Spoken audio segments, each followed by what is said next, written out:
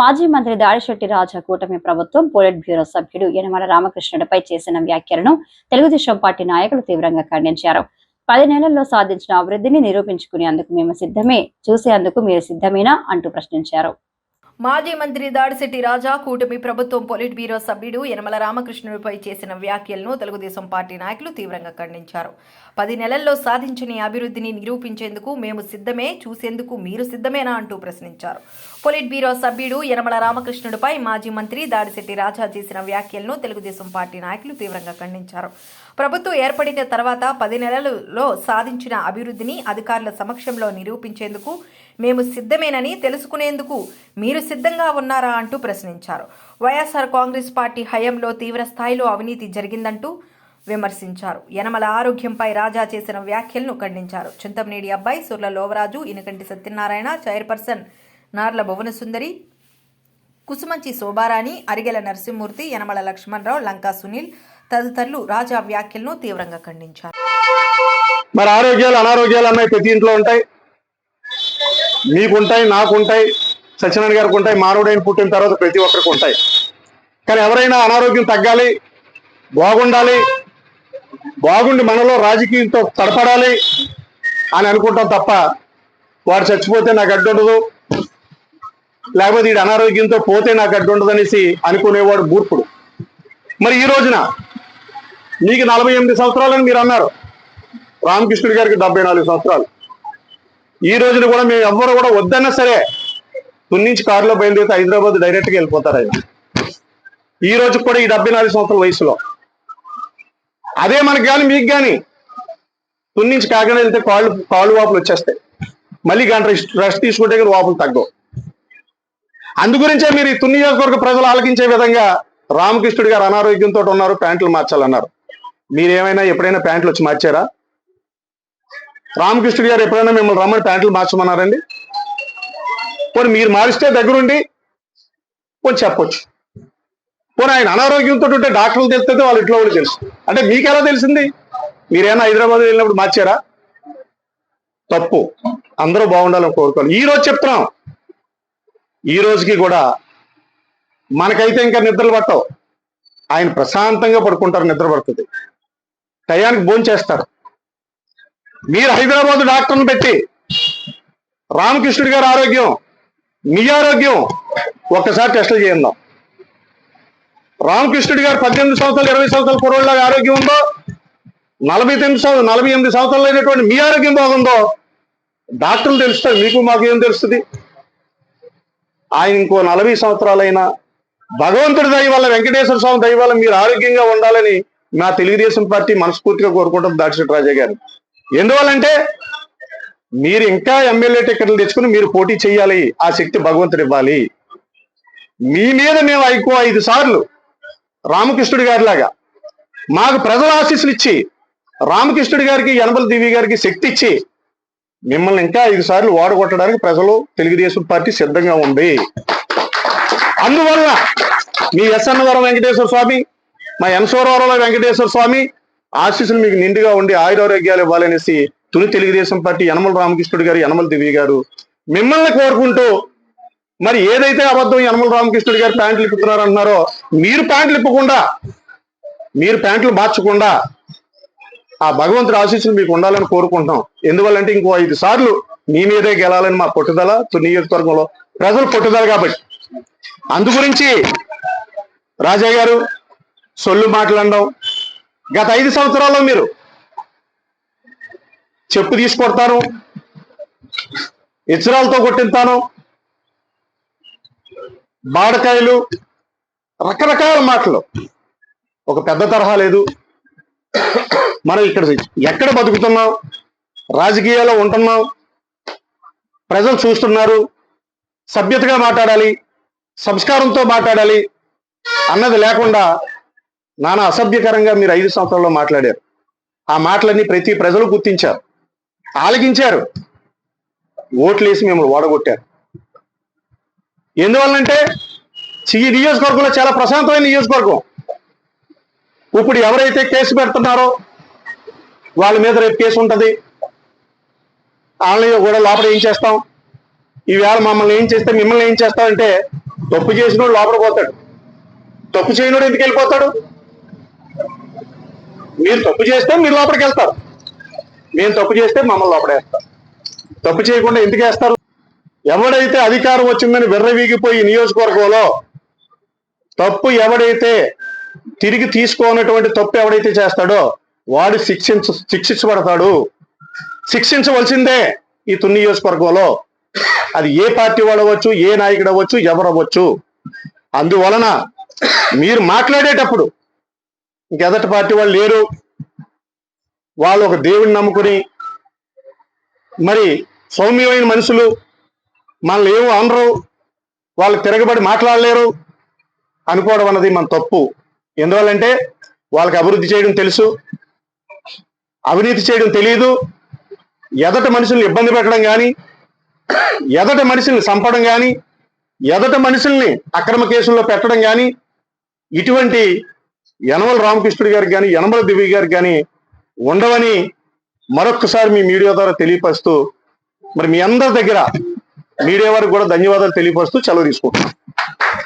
ఈరోజు 3 కోట్ల రూపాయలు గ్రాంట్ తుని మన రాష్ట్ర గవర్నమెంట్ నుంచి తీసుకొచ్చారు దివి గారు. అదే విధంగా 15 ఫైనాన్స్ అన్నది కామన్, అది సెంట్రల్ గవర్నమెంట్ వస్తుంది, కంపల్సరీ చేస్తారు. అదే విధంగా కోడా నిధుల నుంచి 3 కోట్ల రూపాయలు రామకృష్ణ గారు వాళ్ళని డిమాండ్ చేయడం జరిగింది, మన తునికి రావాల్సింది. అది మీ 5 ఏళ్లలో 1 రూపాయి కూడా తీసుకురాలేరు కోడా నిధుల నుంచి మన మున్సిపాలిటీకి. కానీ రామకృష్ణ గారు దాని నుంచి 1,50 లక్షలు తీసుకొచ్చి బర్రెల గ్రౌండ్ కి 70 లక్షలు, మన కొత్త ఉపరిగూడానికి 80 లక్షలతో రోడ్లు వేయడం, ఇవన్నీ అభివృద్ధి కార్యక్రమంలో జరిగిన మాట వాస్తవం కాదా అన్నది మీరు ఒకసారి మీ ఆ వార్డులో ఉన్న నాయకులు మీరు అడగండి. అదే మీరు ఒకవేళ మీరు కావాల్సి వస్తే మనం వెళ్దాం, మేము దగ్గరుండి మేము కూడా చూపిస్తాం.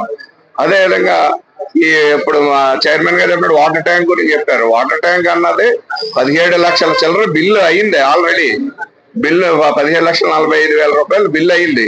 మీరు మీ సొంత డబ్బులు మీరు ఎవరికి ఇచ్చారో, ఏ విధంగా ఇచ్చారో, మరి మీ దగ్గర ఎవరైనా తీసుకొని ఆ విధంగా పట్టుకెళ్ళి మీ వాళ్ళు ఎవరైనా వాడుకున్నారో అన్నది అది మీరు గమనించుకోండి. కాకపోతే ఆంధ్ర రికార్డు అంటారు కాబట్టి ఆంధ్ర రికార్డు మున్సిపాలిటీలో ఉంది. అదే ఆంధ్ర రికార్డు మీరు గతంలో మాట్లాడిన మాటలు కూడా ఆంధ్ర రికార్డులో ఉన్నాయి. కాకపోతే వాట్సాప్ లో కావాలంటే మీకు కావాల్సిన పెట్టిస్తాం.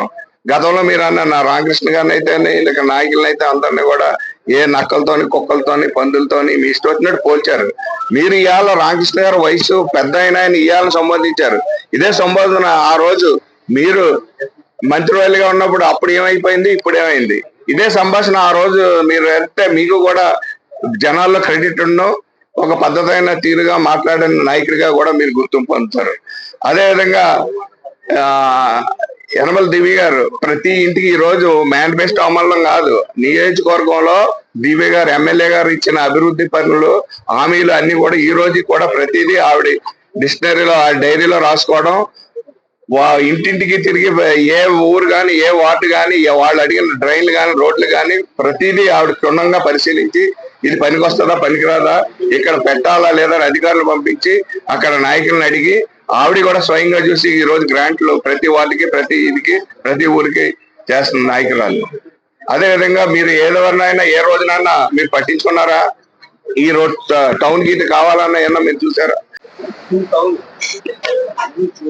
మొన్న మంగళవారం తెలుగుదేశం పార్టీ జరుపుకున్న మినీ మహానాడు కార్యక్రమంలో మా రామకృష్ణ గారు వాళ్ళ ముఖ్యమంత్రి, మాజీ ముఖ్యమంత్రిని వాడు వీడు అని సంబోధించారని చెప్పి విమర్శించడం జరిగింది. ఎందుకు విమర్శించారంటే అసలు రామకృష్ణుడు గారిని విమర్శించే హక్కు ఎవరికీ లేదు. ఎందుకంటే ఈ రామకృష్ణ గారి మీద నెపం వేసే అధికారం కానీ, హక్కు కానీ ఎవరికి లేదు. ఎందుకంటే అటువంటి నాయకుడు, అటువంటి అనుభవశీలి, అటువంటి మంచి జ్ఞానం ఉన్న వ్యక్తి ఈ రాష్ట్రంలోనే కాదు, ఈ దేశంలోనే లేరు. అతను తప్పుగా మాట్లాడతాడన్న నాయకుడిని ఒక్కడిని చూపించండి. నువ్వు ఇక్కడ లోకల్ లీడర్వే, నీకు ఏదో ప్రెస్ మీట్ పెట్టుకోవడానికి ఏదో కారణం కావాలని చెప్పి ఈ నెపం వేసే తప్పించి ఆయన ఎటువంటి తప్పు చేయడు. మీ వైసీపీ నాయకుల్లోనే ఎవరినైనా చెప్పించండి. రామకృష్ణ గారు ఈ 42 సంవత్సరాల రాజకీయ జీవితంలో ఎప్పుడైనా ఏ ఒక్కరినైనా కానీ గత కాంగ్రెస్ గవర్నమెంట్ లో కానీ వైసీపీ గవర్నమెంట్ లో కానీ ఏ లీడర్నైనా ఒక్క తప్పు మాట అన్నాడని అనిపించండి.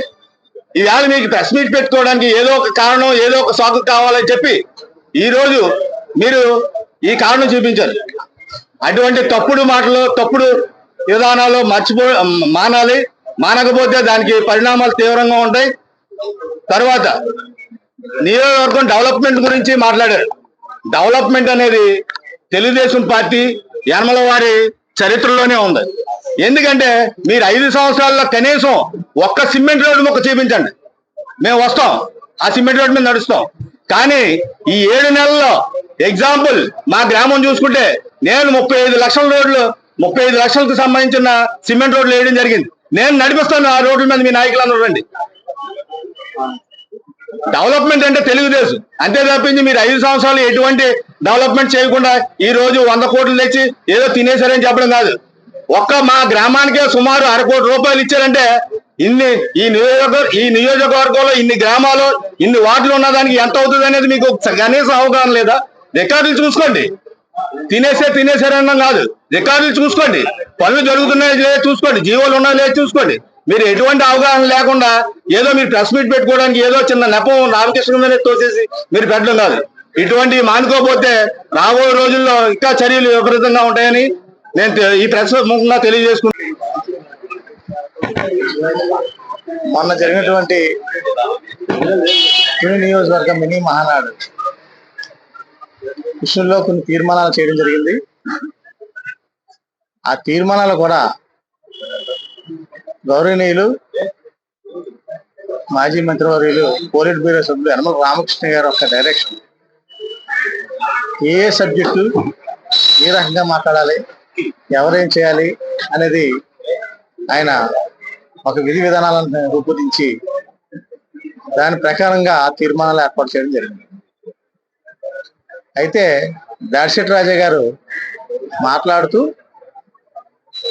ఏకవచనంలో మాట్లాడారు రామకృష్ణ గారు అని చెప్తున్నారు.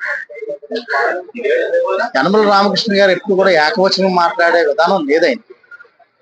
ఎందుకంటే ఈ 42 సంవత్సరాల్లో ఆయన ఏ ప్రశ్న ఉంటుంది చూడండి మీరు. ఆయన జ్ఞాని, పుస్తకాలు చదివిన మేధావి, గొప్ప వ్యక్తి. ఆయన ఎవరిని ఏకవచనంతో మాట్లాడే మనస్తత్వం లేదు అతనికి. దానికి ఎగ్జాంపుల్ మీ మాజీ ముఖ్యమంత్రి గారు జగన్మోహన్ రెడ్డి గారి ఫాదర్ని అడగండి, రాజశేఖర రెడ్డి గారు. ఆయన ఎవరినైనా సరే ఏకవచనం మాట్లాడు, కానీ రామకృష్ణ గారి దగ్గరికి వచ్చేసరికి రామకృష్ణ గారు మీరు చాలా తెలివైనవారు, మీరు అలా మాట్లాడకూడదండి అని ఎప్పుడు మాట్లాడేవాడు తప్ప రామకృష్ణ గారిని ఎప్పుడు కూడా ఒక ఏకవచనంతో మాట్లాడేవాడు. ఎందుకంటే ఈయన బుక్ నాలెడ్జ్ ఉన్న మనిషి, ఆయన ఒక లైబ్రరీ. ఈవేళ మన రాష్ట్రానికి అమరావతిని రక్షించిన ఏకైక వ్యక్తి ఎవరంటే యనమల రామకృష్ణ గారు. ఎందుకంటే అమరావతిని 3 రాజధానులు చేసిన వ్యక్తి మీ సీఎం గారు, మాజీ సీఎం గారు.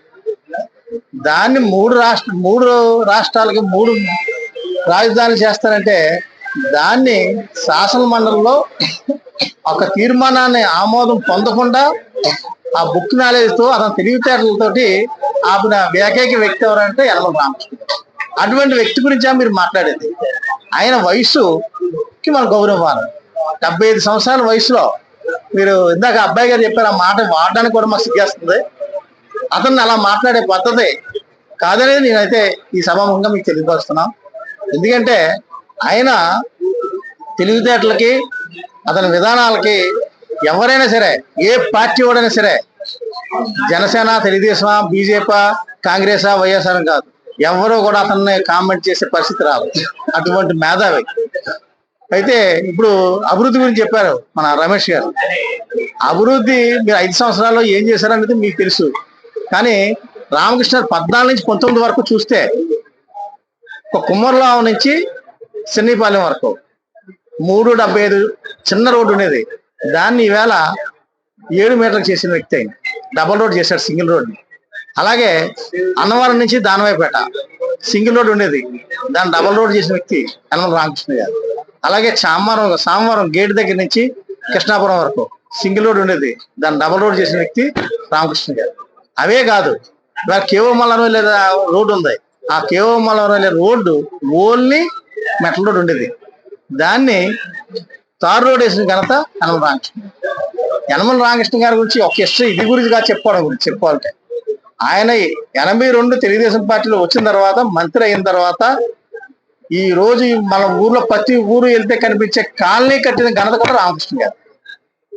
అటువంటి నాయకుడిని మీరు కామెంట్ చేసే పరిస్థితికి వచ్చారు. మీరు రాజకీయంగా ఉంటే రాజకీయం మాట్లాడండి, కానీ వ్యక్తిగతంగా ఎప్పుడు కామెంట్ చేయకండి. దానికి ప్రజలు తగిన చెప్తారు. ఇంకా ఏం చెప్పారు, లెక్కల గురించి చెప్తారు. లెక్కర స్కామ్ గురించి నిజంగా రాజకీయ కక్ష ఉంటే లోకేష్ గారు రెడ్ బుక్ పట్టుకుని వెంటనే కేసు కట్టాలనుకున్నట్టయితే గవర్నమెంట్ వచ్చిన 4 రోజుల్లో 300 ఆపేసేయచ్చు. కానీ అది కాదు వాళ్ళకి కావాల్సింది. ప్రతి సబ్జెక్టు మీద క్షుణ్ణంగా పరిశీలన చేసి దానికి ఏ రకం కేసు